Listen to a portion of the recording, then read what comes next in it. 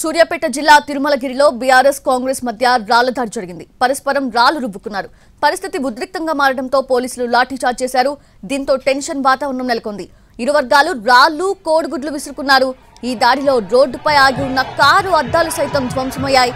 BRS Congress శ్రేణుల మధ్య ఘర్షణతో traffic jam అయింది. అటువైపు వచ్చిన ఆర్టీసీ బస్సు చిక్కుకుపోయింది. ధర్నా చేస్తే దాడులు చేయడమేంటని బస్సులోని మహిళలు ప్రశ్నించారు.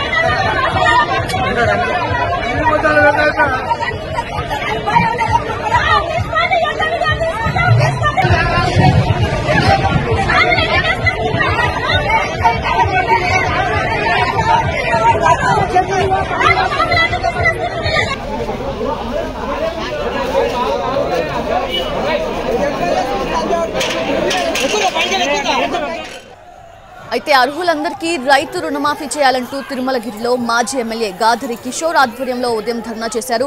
అదే సమయంలో రైతు రుణమాఫీ చేయడాన్ని అభినందిస్తూ రేవంత్ రెడ్డి చిత్రపటానికి పాలాభిషేకం చేయడం కోసం కాంగ్రెస్ శ్రేణులు అక్కడికొచ్చారు. దీంతో ఇరు వర్గాల మధ్య ఘర్షణ జరిగింది. ఆ గొడవ రాళ్ల దాడి వరకు వెళ్లింది. ఈ దాడిలో 2 కార్లు స్వల్పంగా ధ్వంసమయ్యాయి. 2 బీఆర్ఎస్ కార్యకర్తలు కూడా గాయపడ్డారు.